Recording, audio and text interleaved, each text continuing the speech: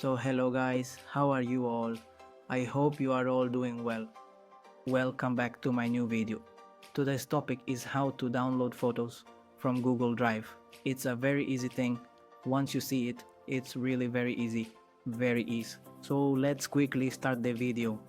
First, you need to open Google Drive. Okay?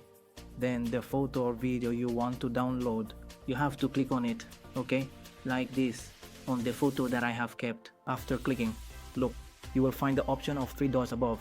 Okay, so here the three dots, many of you will get a download option here, and those who do not get the download option, look up here above download. There's an option for open with. Go to open with. You will, or whatever Android app you have or want to provide, you will also get the download option there. So here on my end, here go to download and click on download. So my photo has been downloaded. If you like my video, please like and subscribe to the channel.